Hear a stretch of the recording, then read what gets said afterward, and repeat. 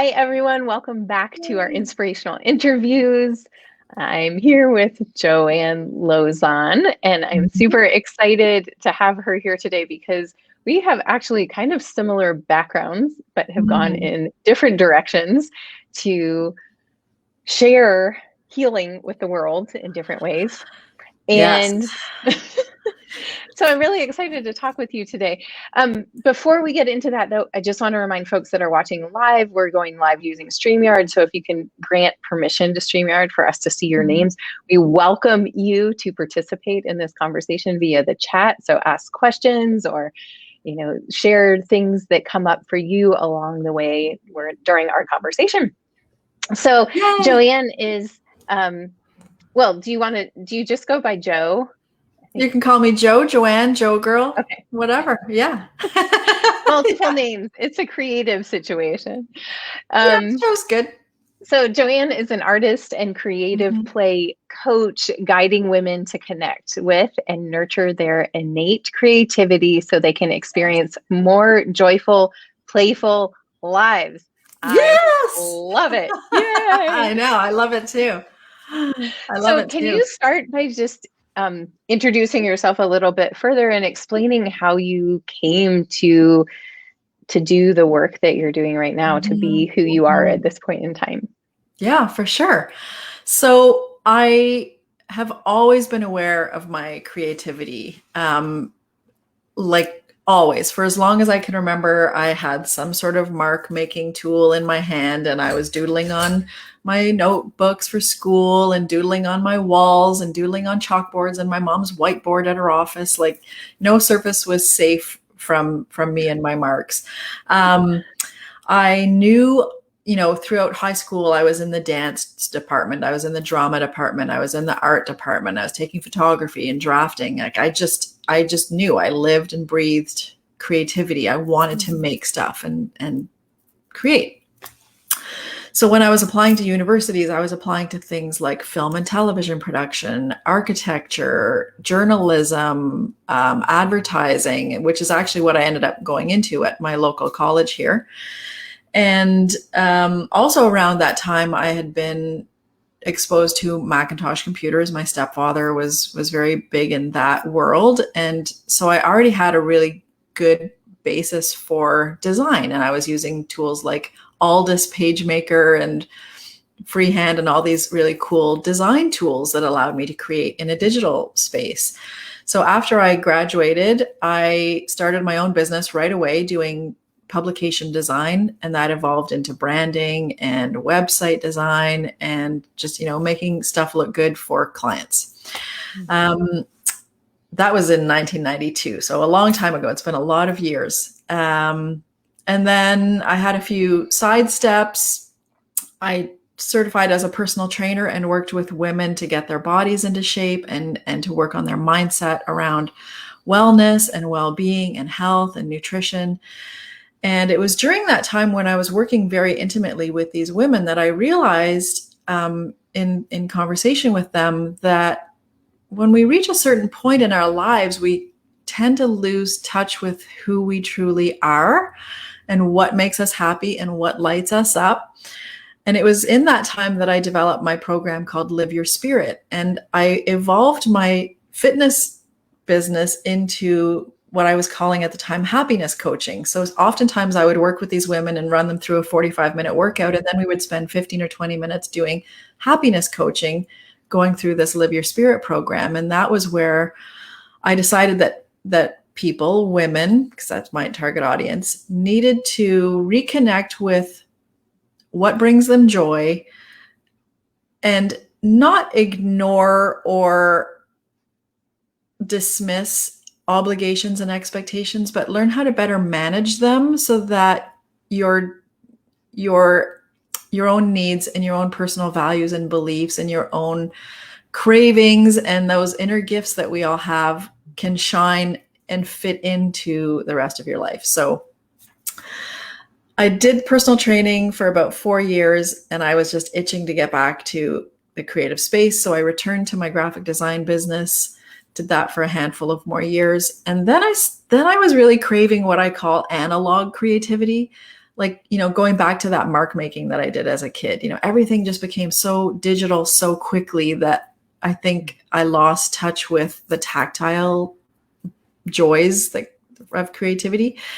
So I started dabbling in modern calligraphy with nibs and ink and hand lettering. And then I got out my old watercolor kits and started playing with that. And then I took an acrylic mixed media course. So I really re-immersed myself into this analog creativity, I call And it. did you feel more and more like yourself as you did that? Were Yes, you like, I oh was yeah, like, that's me? oh my goodness, this feels so much better. But I'm Yeah. taking time away from my digital business and my clients to do this stuff that's really fun and lovely, and it fills me up. And my boyfriend at the time would often say, like, you are a totally different person and you have a totally different energy around you when you are creating, like when you're doodling, when you're painting, when you're doing calligraphy, like you just have this whole Zen state around you. And that really, really resonated with me. So I started doing more of it, sharing all of that on like Instagram and Facebook. And soon enough, people were asking me like, wow, this is really amazing. I see how you're lighting up when you're doing this stuff. I love what you're sharing. Can you teach me how to do these things? So then, my entrepreneur mind was like, well, heck yes, I can teach you how to do these things. So then my workshops and classes and women's art retreat weekends came to be. And that's really what I've been doing ever since. And that was, I guess I started those in about 2014. So yeah, so my business now is really just helping women, like you said, recognize their innate creativity and learn how to nurture it and savor it and use it to bring them that sense of joy, use it to de-stress, use it to, think differently, have clarity, build better relationships. Like the benefits are countless, as you know. Yes. Yeah. Yeah. So for folks that don't know, my background is also in the arts, and Joe and I have connected over this. I was an art teacher for 11 years prior to becoming a health coach. And are we still here? Yeah. Okay. I'm here. Okay. My computer just went blank for a second. All right. So much of what you are sharing resonates with me, and in terms of health and well-being. And I used to think if I could just get people to, when I was teaching yoga, I felt like so many people I saw were closed off to truly being in their bodies. So I was helping them be embodied. But then I also was like, so many people are not aware of their creative potential, or they say things like, I don't have a creative bone in my body. Right. Yes. So one of the things that I love that you just stated is that I like helping women get in touch with their creativity. And at the very top of your website, you state you are creative. So talk a little bit about how we help people see their own creative potential when they might be thinking, and some of you watching might be thinking, what is she talking about? I'm not creative. Yeah. I think the very first thing that needs to be addressed is our definition of creativity, right? We think that creativity is a pretty marker or a paintbrush or a violin or a sewing machine. Like, and those things are true, of course, but creativity really is about the power to make a choice. That's my interpretation of the word creativity. And so, of course, we are all born with creativity. We make choices thousands of times every day, and those choices are creative choices. We create the meals on our plates. We create our outfit for the day. We create the desire to learn particular things to advance us in our careers. Like, we are constantly, very subconsciously, making creative choices every moment of every day of our lives, right? We can't not be creative. We can't not be creative. There's I think it's Earl Nightingale, if I'm not mistaken. He's an oldie-timey guy in the personal development space, like from the 40s and 50s. He has a great program actually called Lead the Field, and it's all about attitude. And I've listened to it so many times. It's a really great course. But he says something like, and I think it's his quote, that, how does it go? In this moment, we are the sum total of every choice we've ever made.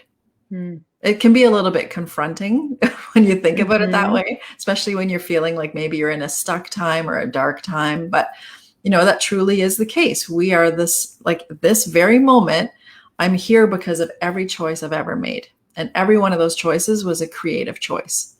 Yeah. So when we look at, automatically, we can grandfather every single human being who ever lived, who ever will live, as a creative being. It's just the reality. Brené Brown speaks a lot about there's no such thing as creatives and non-creatives. We are all creatives. It just depends how we choose to use our creativity. Yeah. So now we can flip that into the more artistic creative space. And again, I truly believe that we all have artistic creativity within us.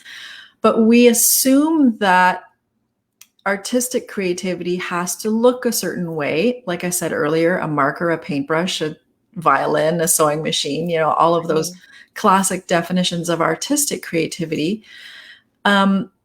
And I don't think that for the most part, we give ourselves permission or allowance or the time or space or energy to explore as many different things as we can to figure out which ones click and which ones stick, right? Mm. For me, it's painting and illustration and drawing and doodling and making marks. But for you, it might have, you are a musician. So for you, it was singing and songwriting, right? And probably a dozen other things at least. Yeah, I'm also a potter. Yes, that's right, a professional potter. Yeah. Yeah. So, but we get stuck. And I recently developed and ran a webinar about our 5 obstacles to creativity. And because things come in our path that block us from even trying. And those obstacles are typically time, space, confidence, inspiration, and dedication. And those things can show up for us in ways that we don't even realize that they're showing up for us and blocking us. And those obstacles would be true for any form of artistic creativity. Yeah. I mean, I love that quote that you shared too. It pairs really nicely with one that I use a lot in teaching habit evolution. And James Clear is somebody, he wrote Atomic Habits. Are you familiar with that book? I'm familiar with the book, but it's on my list. I need to read it. Yes. Awesome. So one of the things that he says in Atomic Habits is that each decision we make, every choice that we make, is a vote for who we're becoming. So who it is that we're living into being next. So that's kind of like the other half of that. Like you're saying every decision you've made in your past has led you to where you are right now. Yeah, here we are. And then James Clear is saying, going forward. And it gives us a lot of ownership of like, what are the choices that I'm making and how are they voting for who I'm becoming next? Because like it or not, we're always changing, right? Yes. That's happening. So that creative process, I love that awareness of like, we're engaging with it, whether we want to admit it or not. It's there. Exactly. Yeah, it's there. It's there. And I think there is something so beautiful back to what you were talking about, of coming back to what you're calling analog arts, or what did you say? Analog creativity. Yeah. Creativity. Like stuff with your hands. Yeah. Yeah. So I think there is something that's so important that we're losing in our culture right now, which is making things with our hands. And whether that's food or it's pottery or painting or playing a musical instrument, our hands are so neat. Like, our intelligence in our hands is something that we're losing as a species as we go to everything being digital. And there's a connection that happens with our hands and our hearts and our brains that doesn't happen if we're just on technology and just, texting or whatever, our poor thumbs, right? Yes. So, and so talk a little bit about, you talk about less self-doubt and building more confidence through this, and through getting in touch with our creativity and how that works in today's world, like of technology Yeah. and going Yeah. and Well, I mean, we do need to break our addiction to screens and to our phones and to consuming content rather than creating, right? yeah. That I think it was Marie Forleo who originally said consume before you create. But I know Chase Jarvis in his book Creative Calling, excellent book,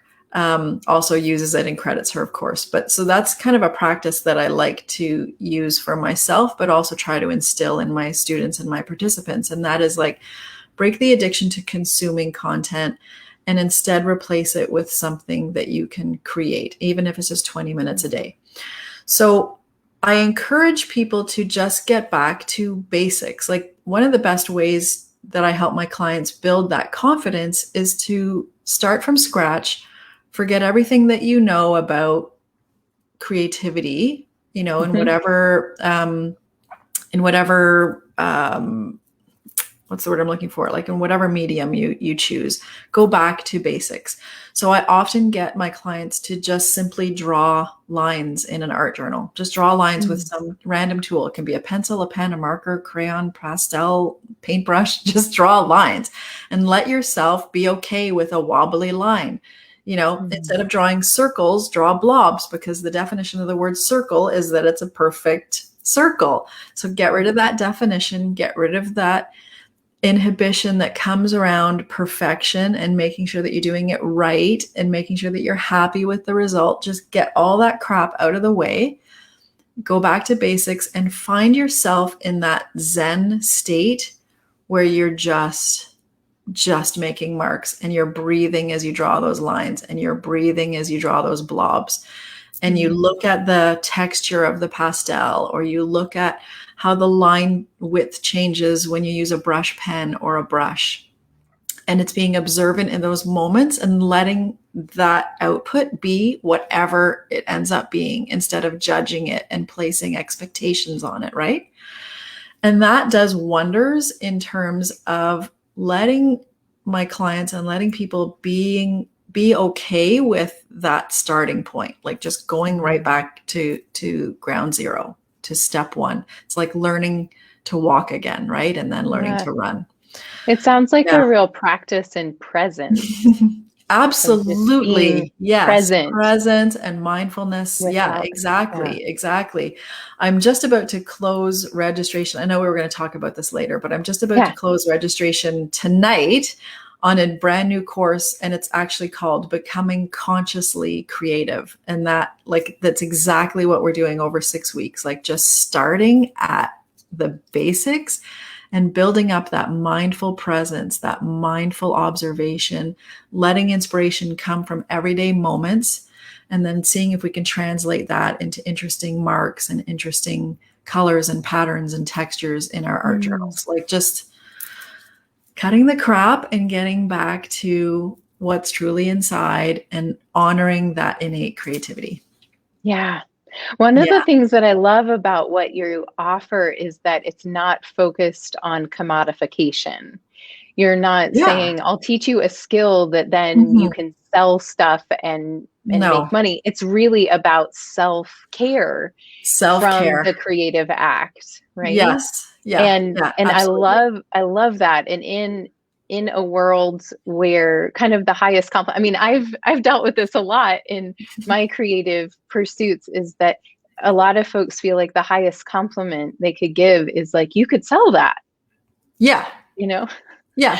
Yeah. I And mean, I'm an entrepreneur for a reason. right. I need to make a living, but I don't want to compromise joy for doing work that I don't love doing. Like I'm a big believer in the whole like if you love what you do, it's not work, right? And Mhm. sometimes I sit back and I look at my life and I'm like, wow, like I'm doing exactly what I always didn't even realize I wanted to do. Like I'm doing it. I'm Mm. living the dream. Um, so just back to your point, yes, and I specifically try not to say that I'm going to teach my clients how to create art. I Mhm. just want to teach them Mhm. how to create and how to be creative and how to embrace that natural creativity. So even in Yeah. this 6-week course, I've been very clear in my conversations around the course and in my marketing materials, like, I'm not teaching you how to make art. That's not what this is about. This is about embracing what you've already got and learning how to use it, and clearing those obstacles that we talked about earlier, so that you can tap into it and enjoy the benefits of regular creative play as a form of self-care. Yeah.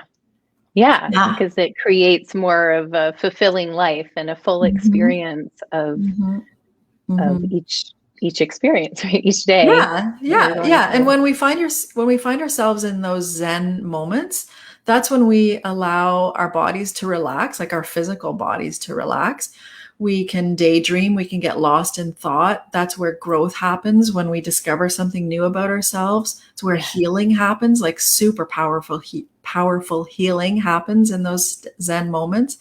And of course, all of those benefits have a ripple effect throughout your entire life, your career, your business, your relationships, your well-being, how you parent, like how you show up for your friends and your family, not to mention your own personal, like, psychological and mental and emotional well-being. Like, it's time people start talking about the benefits of creative play. So that's why I'm showing up. Awesome. Well, thank you for championing that in the world. You're very welcome, and thank you to you as well. Yeah, it's so powerful. Yeah, and I just want to, I guess, tie these pieces together of the self-care piece of the creativity is in the expression and in the experience, where there is a practice of presence, where there is a connection with creativity, but then that has the ripple effect of that, the nourishment. And I talk about this a lot in terms of like the habits that we teach in the Vitality Circle of, when you are deeply nourished, then how you show up to everything else in your life changes for the better. Yeah. Oh, totally. And it's a ripple effect. And that's really what the world needs more of right now, is more happy, healthy people that are sharing that happiness and joy. Not that life is easy, not that everything's butterflies and roses, but why not have these outlets? And why not implement practices that are very accessible, don't have to cost money, if anything. Like, you can do anything that I'm talking about with a pencil and printer paper or the back of a menu or a newsprint or whatever. Like, it's very accessible. So why not try to implement practices in our day and in our lives that can minimize the stress and the chaos and the confusion and the overwhelm, and just like that end of day, plunk into bed going like, where did this day go? Like, I did nothing for myself. Yeah. So along those lines, like, yes, while people could do things with materials they have laying around, it is really helpful to have somebody to guide you and invite you into practices. And I'm sure it goes well beyond just what people have laying around their houses too. But tell us a little bit about what you offer and how people can find you and work with you. Yeah. So I already mentioned my brand new course. It's Becoming Consciously Creative. Registration closes tonight. So we got this interview in the nick of time. So sign up. Yes. It's becomingconsciouslycreative.com. There's a coupon code. It's 50% off my usual price, because I will be running this course a couple of times a year, but because this is my founding launch, I'm offering it at 50% off, and there's a split pay option as well. Maybe we can put that accessible. Maybe we can put that all in the chat. Yeah, we can do that for sure. And then outside of that, I also offer a membership site called Camp, and Camp stands for Creative Awakenings, Mindfulness and Play. And it's a membership site where it's more of a DIY, choose your own adventure. There's a whole library and a growing library of pre-recorded video classes. So they are more artistic creativity, but all analog creativity. So anything from lettering and doodling and to watercolor and some acrylic stuff and mixed media. I've had some guest artists come in and lead different workshops as well. We do weekly picnics every Thursday at noon Eastern time, and we really just get together and have a fun chat and eat our lunch together. And I answer questions, and sometimes I'll throw in a fun campy activity. Like it's more of it's camp. Like people go, they show up, they have a fun time doing lots of things, and they nurture that creative energy. So yeah, there's a bunch of folks in there. We've got about 60 members in there currently. So that's wonderful. And a fun some place to people be. that are part of this group are in camp. Yes. Yeah. I don't think I have clicked all the right things because I'm not seeing if anybody's chatting. I'm not seeing any I think of that, Tina's here. She hasn't given us permission to see her name, but Oh, she I said, just "Hey, clicked- lovelies, and camp is wonderful." Yes. So I'm assuming that's Yes. Yeah, I'm seeing it now. And Kelly is saying Happy Tuesday. Okay, I Kelly, just had to yeah. click a different thing. Yes. So I guess I have to, where do I leave a comment? Maybe I don't get to leave a comment. After we're done Okay, recording, after you I'll can go put the in URL and in. put all your Yeah. stuff in. Yeah. Yeah. So those are That'll be both great. offerings that I have online, so anybody around the world can join. But Will you in terms say of a little more about the Becoming Consciously Creative, the one that you're yes, just launching? Like what's the format? And so Becoming Consciously Creative is 6 weeks to intentionally create a more joyful, inspired life. And it's a live 6 weeks. So I'm with participants every step of the way. Each week, so very first thing, Thursday mornings, the week's content will be delivered. So it's a progression over the 6 weeks. The first week is all about setting the intention. So creating the time, creating the space, looking at those 5 obstacles, figuring out how they're showing up for you and how to clear them. So we work very much in that first week, just setting ourselves up for success for the weeks that follow. And then the remaining weeks, like I said, are a progression. So we're starting really, really basic in week 2 with just making very simple marks with black tools. So pencils, markers, pastel, charcoal, just black, because we want to keep it super simple. We're not worrying about color palettes and things like that. And then, so each week you get a video overview from me, so describing each of the day's activities, and then there's a workbook with each of the day's activities as well. So each week that's the content that you're delivered. But we also have a midweek live check-in. So the content comes on Thursdays, and then the following Mondays, we'll just get together on a Zoom call for 30 minutes to just check in with each other. There's also a built-in non-Facebook community. So that's available to participants to check in with one another, ask questions, share their activities, things like that. And then week 2, we move into making marks with colored things. So that's when we start to bring in colored pastels and colored markers and maybe watercolor markers, but we're still not touching the paints just yet. And then week 3 is when we start to play with watercolor and acrylic paints. These are all things that are going to be done in an art journal. So not an overwhelming substrate like a canvas or even watercolor paper. We're just using art journals to keep things small and not overwhelming and keep those inhibitions at bay and, allow ourselves to feel a little bit vulnerable. And then in the 5th week, we start looking at different textures.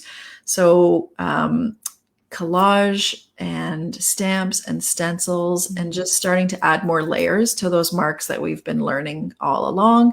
And in the very final week, we bring it all together and create kind of more mixed media pages with other textures and just bringing it all together. And of course, there's glitter involved. So you're brave. After I taught art for 11 years, I was like, no. Well, it's not happening in my space. So right. It's not in your space. You don't have to They clean can it use up. as much glitter as they want. Yes. Yeah. But, like iridescent paints and incorporating lettering into their mixed media. It's just, it's bringing it all together. So I'm really excited. This is a 6-week course that I've had lingering in my mind for years, probably 5 or 6 years. And I think I needed to go through a few things in my life and a few things in my business to really feel like I had the right components at the right time, to create it. And so, yeah, now's the time to do it. And I'm super excited. Yeah. Wonderful. Yeah. Well, that sounds amazing. And I'm glad Thanks. you've had such great